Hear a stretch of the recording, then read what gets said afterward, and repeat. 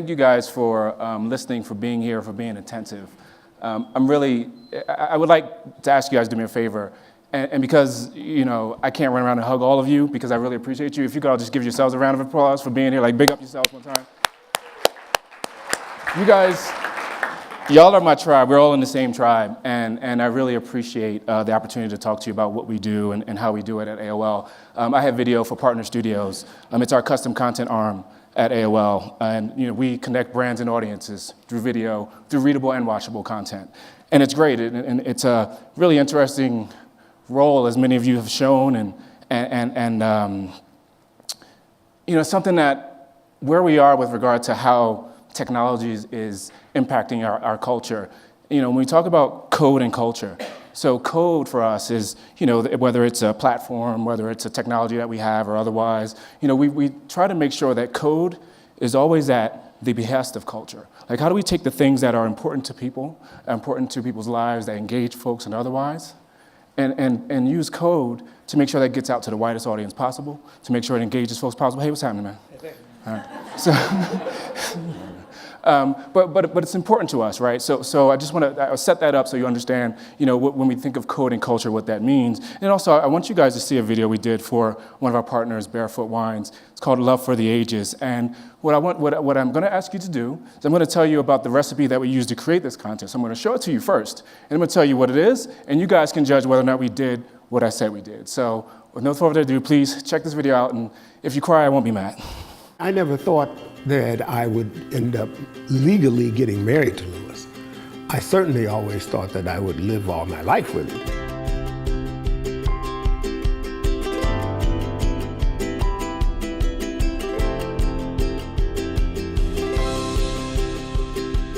We met at a motorcycle rally.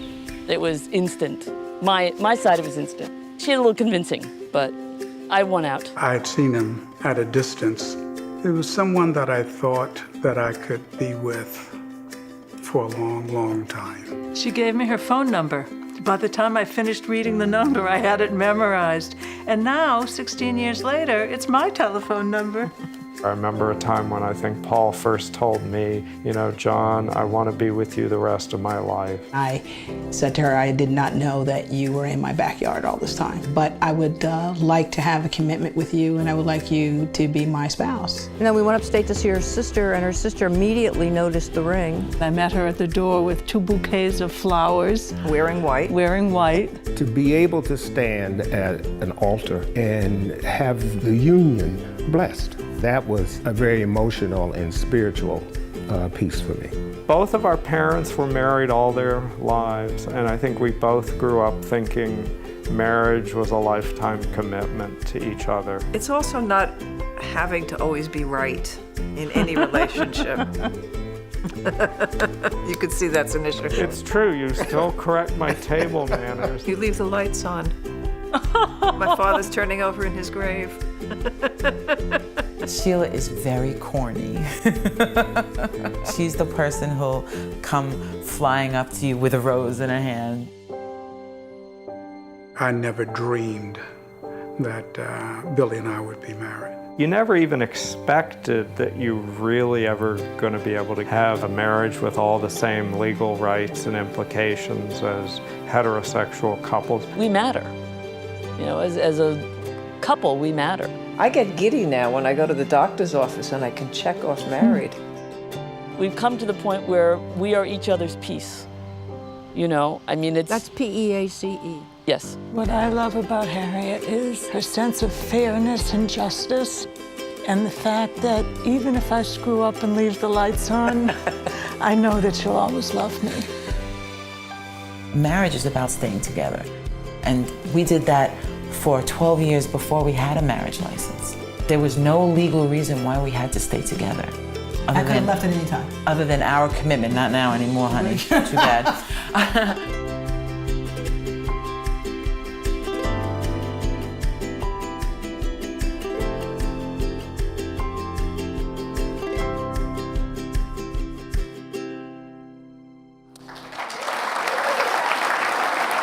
Thank you. So the best things that we do come out of partnership, quite frankly, not to put too fine a point on it, with our marketing partners.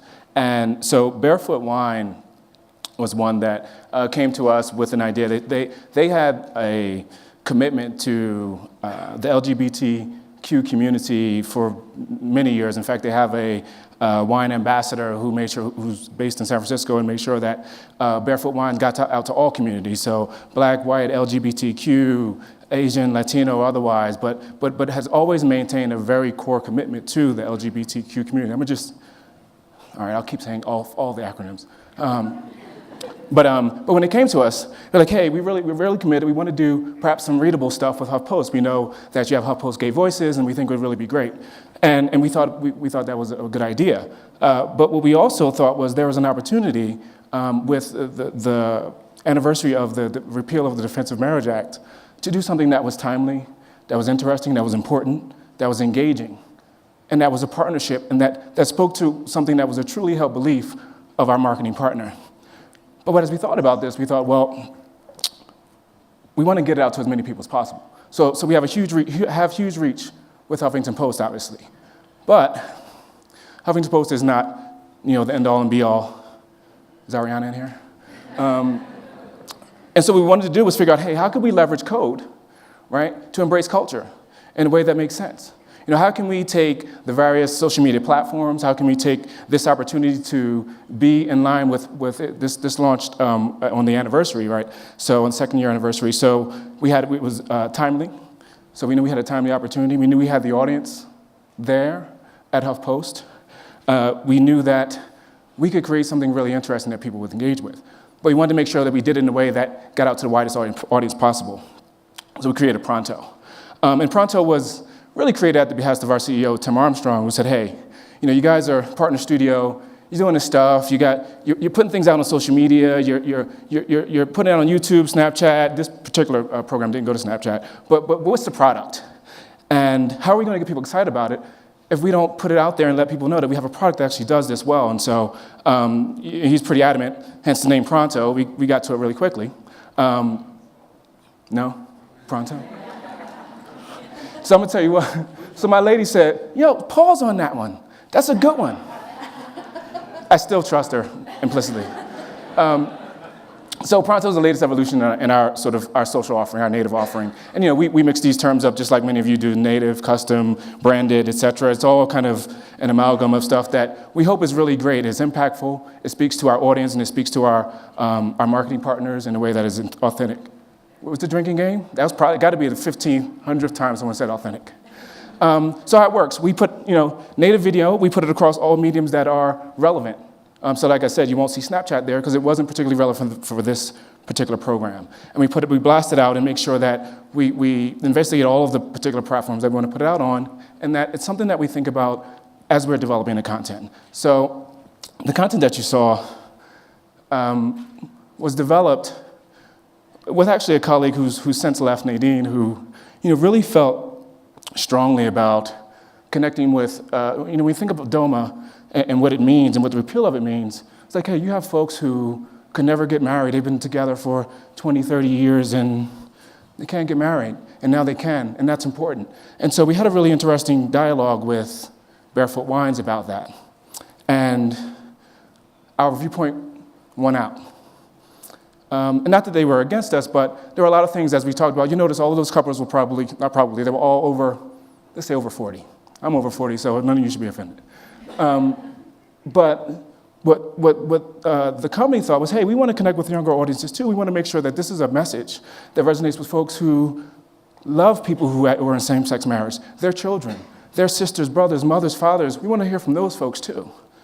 But what we and Nadine very strongly was like, listen, this is not about those folks. This is about the people who now have opportunities to share their love in a public way that is really important. And so we were able to win that. I hate saying win. We were able to persuade them that made sense. And it made sense for the audience. So when we're doing this, what we deliver, you guys all read pretty well. We deliver the actual content development and creation service. The paid and organic media. Any other media that we can put through to make sure that it's impactful. And then all the analysis and content metrics to make sure what we said we were going to do and the way it would work actually does work. And then what it means, right? So we're talking about the repeal of DOMA, and it helped Barefoot Wine be a part of and own that moment in a way that was relevant and engaging and true to who they were. The amplification helped drive discovery, exploration, and education, and I'll let you guys read the rest of it, right?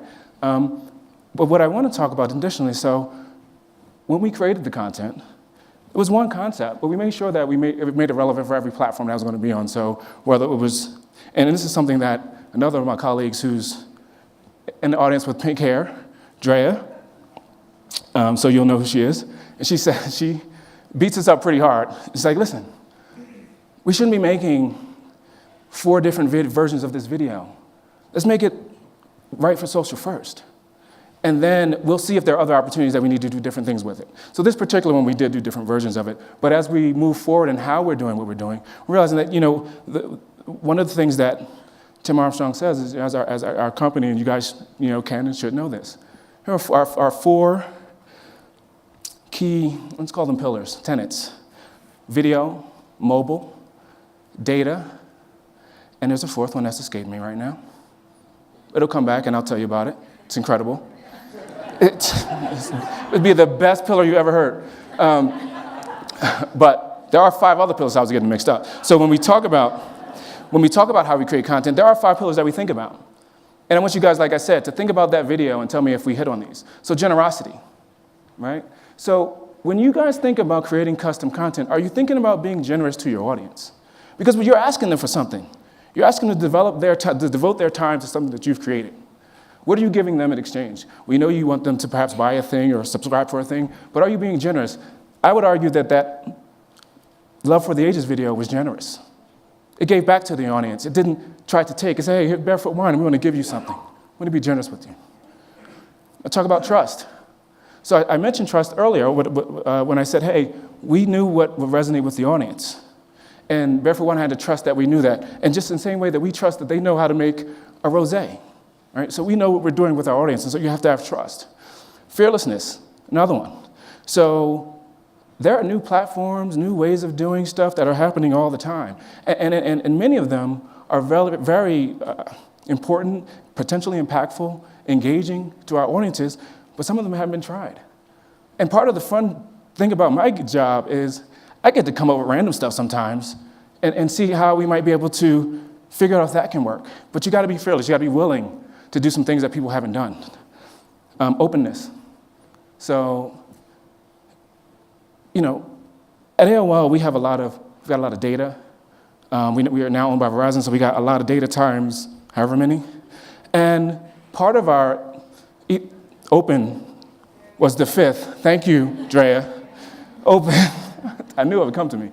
But with regard to data, with regard to technology, I was speaking to someone earlier and I said, Verizon probably can't buy all the technology companies that we might need to make, the most incredible content gumbo that we can. So we need to partner with folks. Whether it's, folks here at creative media agencies, whether they're production companies, whether they are, Zephyr, who we're partnering with, whether any manner of company that we'll need to partner with, we need to be open and share data. And the last one is honesty. So we need to be honest about what the hell we're trying to do or what we're trying to create, right?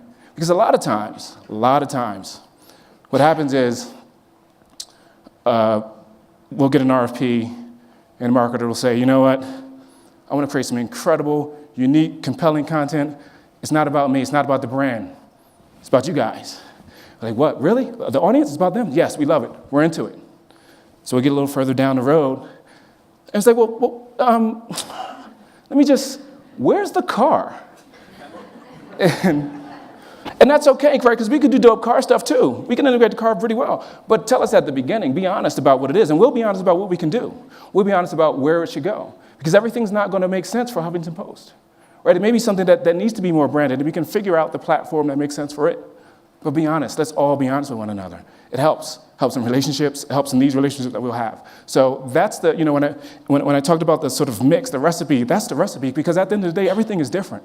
Every content opportunity, every brand has a different thing that's important to them. So the mix becomes how you approach what you're creating and how you approach your partnership. And that's what makes it great. And that's what I think made the Barefoot Wine video great. So that was our partner. And so here are the results. So it's not just me saying I think it was great, but some of the results. 2 million views, and this was, these haven't been up, so we're higher than these now, but in the first couple weeks of engagement, 2 million views, 111,000 social engagement, 17,000 shares. I heard folks say, hey, people aren't sharing or engaging with it, does it, you know, doesn't necessarily matter. I would argue that it does matter, but I understand the sentiment.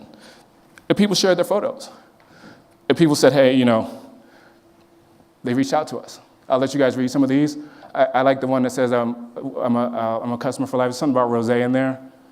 But folks responded. So, you know, the results speak for themselves, for itself. Whatever, you know what I'm saying. And it's really, really, really about that relationship, the relationship you had to the content you're developing. I will leave you with this. Generosity, trust, fearlessness, openness, and honesty. Thank you.